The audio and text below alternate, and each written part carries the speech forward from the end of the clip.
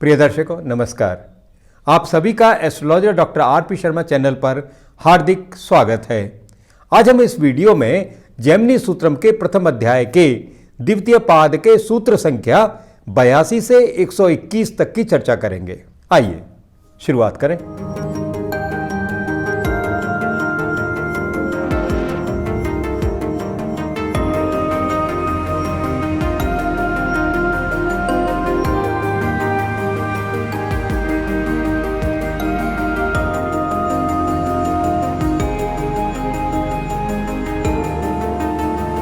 बयासीवां सूत्र है अमात्य दासे चैवम, जिसका अर्थ है जिस प्रकार आत्मकारकांश के द्वादश स्थान से देवता भक्ति का विचार किया जाता है, इसी प्रकार अमात्य कारकांश के षष्ठ स्थान यानी छठे स्थान से उपरोक्त ग्रहों के योग से तत्व देवता संबंधी भक्ति होती है। अगला सूत्र है त्रिकोणे पाप द्विये मांत्रिकः, जिसका अर्थ है कारकांश से त्रिकोण में दो पाप ग्रह हो तो मंत्र जानने वाला होता है। 84वां सूत्र है पाप दृष्टे निग्राहकः, जिसका अर्थ है कारकांश से त्रिकोण में दो पाप ग्रह हो तथा उस पर यदि पाप ग्रह की दृष्टि भी हो तो निग्रह करने वाला होता है, यानी दुष्ट शक्तियों के द्वारा ब्लैक मैजिक करने वाला होता है। अगला सूत्र कहता है शुभ दृष्टे अनुग्राहकः, जिसका अर्थ है कारकांश से त्रिकोण में दो पाप ग्रह हो तथा शुभ ग्रह की दृष्टि हो तो अनुग्रह करने वाला होता है, यानी पराशक्तियों द्वारा लोक कल्याण करने वाला होता है। 86वां सूत्र है शुक्रे इंदौ शुक्र दृष्टे रसवादी, जिसका अर्थ होता है कारकांश में चंद्रमा हो और उस पर शुक्र की दृष्टि हो तो रसायन विद्या जानने वाला होता है।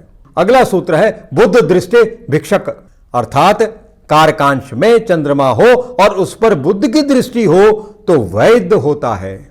88वां सूत्र है चापे चंद्रे शुक्र दृष्टे पांडु शिवित्री, जिसका अर्थ है कारकांश से चतुर्थ में चंद्रमा हो तथा शुक्र से देखा जाता हो तो श्वेत कुष्ठ यानी ल्यूकोडर्मा या लेप्रेसी रोग होता है। 89वां सूत्र है कुज दृष्टे महारोगः, जिसका अर्थ है कारकांश से चतुर्थ में चंद्रमा हो उस पर मंगल की दृष्टि हो तो महारोगी यानी कोढ़ी होता है, अर्थात लेप्रेसी पेशेंट होता है। अगला सूत्र है केतु दृष्टे नीलकुष्ठम, जिसका अर्थ है कारकांश से चतुर्थ में चंद्रमा पर केतु की दृष्टि हो तो नीलकुष्ठ वाला होता है, यानी ब्लूइश लेप्रेसी पेशेंट होता है। अगला सूत्र है तत्र मृतौ वा कुजराहुभ्याम क्षय, अर्थात कारकांश से चतुर्थी या पंचम में मंगल राहु दोनों हो तो क्षय रोग यानी टीबी होती है। अगला सूत्र है चंद्र दृष्टौ निश्चयेन, इसका अर्थ इससे पहले वाले सूत्र से संबंधित है, अर्थात कारकांश से चतुर्थी या पंचम में मंगल राहु हो और उस पर चंद्रमा की दृष्टि हो तो निश्चय करके क्षय रोग होता है, यानी कंफर्म्ड टीबी होती है। 93वां सूत्र है कुजेन पिटकादिहि, जिसका अर्थ है कारकांश से चतुर्थ या पंचम में केवल मंगल हो तो फोड़ा आदि रोग होता है, जैसे अल्सर या बॉयल्स। 94वां सूत्र कहता है केतु ना ग्रहणी जल रोगावा, जिसका अर्थ है कारकांश से चतुर्थ या पंचम में केवल केतु हो तो संग्रहणी अथवा जल रोग होता है, अर्थात water borne diseases like dysentery, typhoid etcetera. अगला सूत्र है राहु गुलिकाभ्याम क्षुद्र विषाणी, जिसका अर्थ है कारकांश से चतुर्थ या पंचम में राहु और गुलिक हो तो क्षुद्र विष यानी बिच्छू आदि के काटने से कष्ट होता है। पूर्व सूत्रों में चतुर्थ और पंचम में तुल्य फल कहा गया है, यानी कि दोनों का एक जैसा फल बताया गया है। अब फिर चतुर्थ मात्र का फल कहते हैं। 96वां सूत्र है तत्र शनौ धानुष्कः, अर्थात कारकांश से चतुर्थ में शनि हो तो धनुष बाण चलाने वाला होता है। अगला सूत्र है केतु ना घटिका यंत्र ही, जिसका अर्थ है कारकांश से चतुर्थ में केतु हो तो घड़ी यंत्र बनाने वाला होता है, यानी वॉच मेकर होता है। और आज के संदर्भ में कहा जाए तो लाइट इंजीनियरिंग और इलेक्ट्रॉनिक गुड्स में डील करने वाला हो सकता है। 98वां सूत्र है बुधेन परमहंसो लघुडीवा, जिसका अर्थ है कारकांश से चतुर्थ में बुध हो तो परमहंस अथवा दंडी होता है।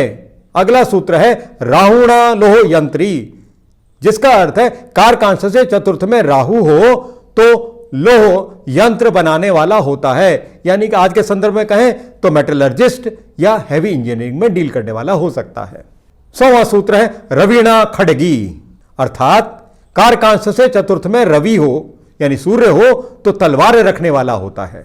101वां सूत्र है कुजेन कुंती, जिसका अर्थ है कारकांश से चतुर्थ में मंगल हो तो गंडासा या भाला रखने वाला होता है। 102वां सूत्र है माता पितरहु चंद्र गुरुभ्याम ग्रंथ कृत, जिसका अर्थ है कारकांश से पंचम में या कारकांश में चंद्रमा बृहस्पति दोनों हो तो ग्रंथकार होता है।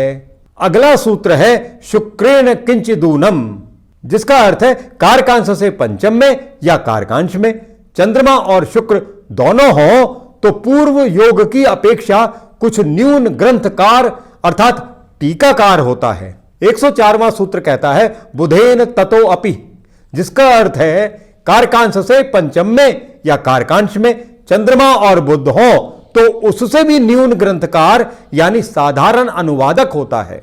अगला सूत्र है शुक्रेन कविर्वागमी काव्यज्ञश्च, जिसका अर्थ है कारकांश से पंचम में या कारकांश में केवल शुक्र हो तो कवि, वक्ता और काव्य का मर्मज्ञ भी होता है।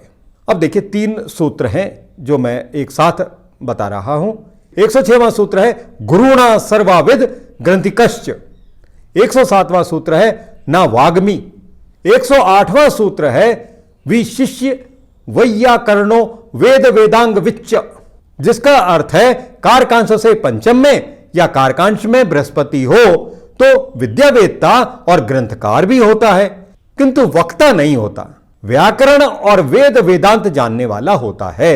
सूत्र संख्या 109 के अनुसार सभा जड़ शनिना, इसका अर्थ होता है कारकांश से पंचम में या कारकांश में शनि हो तो सभा में मूक होता है या बोलने से घबराता है या फिर नर्वस हो जाता है।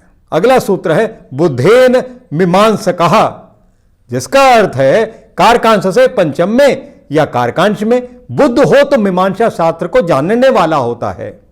111वां सूत्र है कुजेन नैयायिकः, जिसका अर्थ है कारकांश से पंचम में या कारकांश में मंगल हो तो नैयायिक होता है यानी लॉजिकल होता है। अगला सूत्र है चंद्रेण सांख्य योगज्ञ साहित्यज्ञो गायकश्च, जिसका अर्थ है कारकांश से पंचम में या कारकांश में केवल चंद्रमा उक्त स्थान में हो तो सांख्य, योग, साहित्य और गान विद्या जानने वाला होता है। अगला सूत्र कहता है रवीणा वेदांतज्ञो गीतज्ञश्च, जिसका अर्थ है कारकांश से पंचम में या कारकांश में केवल सूर्य हो तो वेदांत, गीत जानने वाला होता है, वह वेद और भागवत गीता में भी पारंगत होता है। 114वां सूत्र कहता है केतुना गणितज्ञ, जिसका अर्थ है कारकांश से पंचम में या कारकांश के उक्त स्थान में केतु हो तो गणित और ज्योतिष को जानने वाला होता है। अगला सूत्र है गुरु संबंधेन संप्रदाय सिद्धि, जिसका अर्थ है कि यदि इन सभी योगों में बृहस्पति का संबंध हो तो उस संप्रदाय में वह सिद्ध होता है। 116वां सूत्र है भाग्ये चैवम, जिसका अर्थ है जिस प्रकार पहले कारकांश और उससे पंचम से फल कहा गया है उसी प्रकार कारकांश से द्वितीय स्थान में भी समझिए।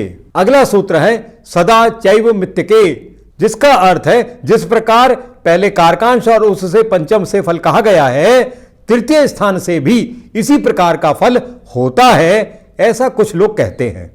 अगला सूत्र है भाग्य केतु पाप दृष्टि स्तब्ध वाक, जिसका अर्थ है कारकांश से द्वितीय में केतु हो उस पर पाप ग्रह की दृष्टि हो तो वह शीघ्र बोलने में असमर्थ होता है अर्थात हकलाकर बोलता है। अगला सूत्र है स्वपितृ पदाद भाग्य रोगयो पाप साम्ये केम द्रुम, अर्थात कारकांश से या लग्न से अथवा आरूढ़ लग्न से दूसरे और अष्टम भाव में पाप ग्रह हो तो केम द्रुम योग होता है। 120वां सूत्र कहता है चंद्र दृष्टो विशेषेण, जिसका अर्थ है उस पर यदि चंद्रमा की दृष्टि हो तो दरिद्रता का पूर्ण योग होता है। 121वां सूत्र है सर्वेशा चैव पाक, जिसका अर्थ है उपरोक्त ग्रह अथवा राशियों का फल अपनी अपनी दशा में होता है। प्रिय दर्शकों, शेष जेमिनी सूत्रों की चर्चा हमारे अगले वीडियोस में की जाएगी। अगर आपको यह वीडियो अच्छा लगा हो तो इस वीडियो को लाइक और शेयर अवश्य करें और भविष्य में रोचक और ज्ञानवर्धक वीडियो को प्राप्त करने के लिए हमारे चैनल को सब्सक्राइब करें और बेल आइकन को भी दबाएं ताकि वीडियोस का कोई अपडेट आपसे मिस ना हो। ओम नमः शिवाय।